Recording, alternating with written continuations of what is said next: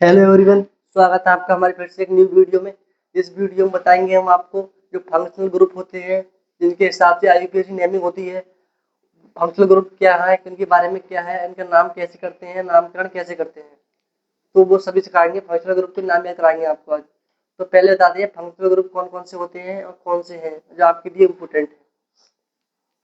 Alcohol, alcohol का इसका चिन्ह होता है -OH।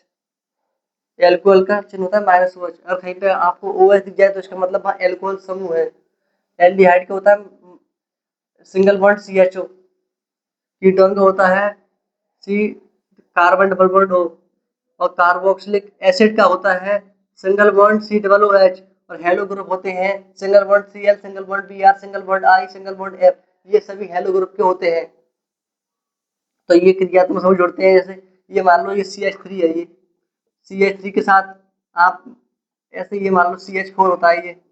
अगर हमें इसमें कोई फंक्शनल ग्रुप जोड़ना है तो कुछ नहीं करना है। ये एक बॉन्ड मांगती है, चाहे कोई सा बॉन्ड हो, तो हम वहां से एक हाइड्रोजन कम कर देंगे। इसका सिस्टम ऐसे होता है 1 2 3 4।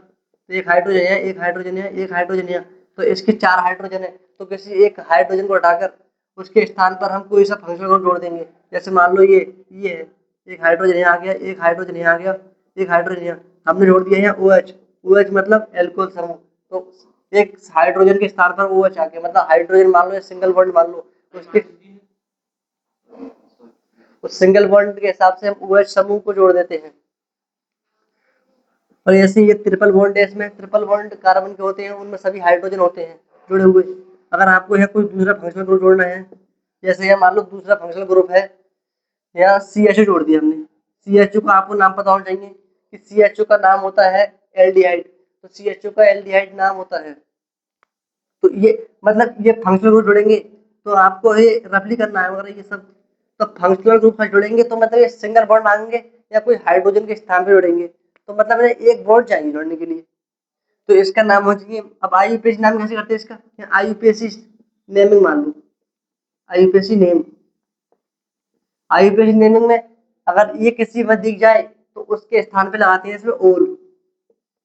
और ये दिख जाए तो इसमें लगाते हैं, अगर एल्डिहाइड किसी में दिख जाए तो उसके स्थान में लगाते हैं एल्डिहाइड। एल्डिहाइड। और कीटोन दिख जाए तो ऑक्सो या साइनो लगाते हैं इसके स्थान पे।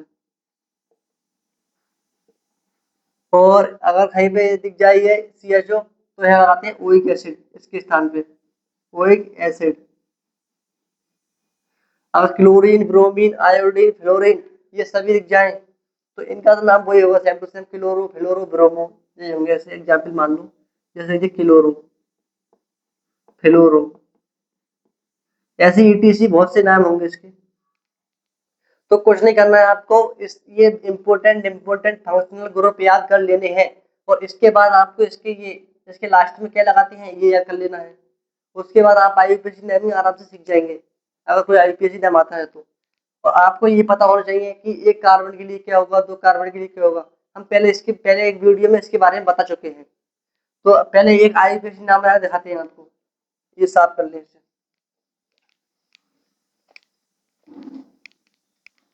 जैसे मान लो ये है CH3CH2OH। तो CH3CH2OH, तो आपको ये पता चाहिए अगर कार्बन एक है तो एथ ना मैथ। कार्बन एक है तो मैथ, कार्बन दो है तो एथ, अगर कार्बन तीन है तो प्रोप। ऐसे कार्बन चार है तो ब्यूट, कार्बन पांच है तो पेंट, कार्बन छह है तो हेक्स, कार्बन सात है तो हेप्ट। ये सभी को हम आपको पहले वीडियो में बता चुके हैं। जो हमारी पहली वीडियो है कि आईयूपीएसी नेमिंग क्या है, तो उसके स्थान पर ये क्लास 10th वालों के लिए है। ये 10th वालों में थोड़ा लो लेवल का आईयूपीएसी नेमिंग होता है। तो इसमें कार्बन कहते हैं एक और दो, एक और दो में होता है ये, दो के लिए का होगा कार्बन एक और दो, एक कार्बन दो कार्बन, तो दो कार्बन के लिए आता है एथ। और हम सिंगल बॉन्ड होता है ये बता चुके हम आपको, सिंगल बॉन्ड के लिए लगाते हैं सिंगल बॉन्ड, एल्केन के लिए एन, और डबल बॉन्ड के लिए इन, और ट्रिपल बॉन्ड के लिए आइन। तो यह सिंगल बॉन्ड है, तो यह सिंगल बॉन्ड नहीं, सिंगल बॉन्ड है तो यह एथेन।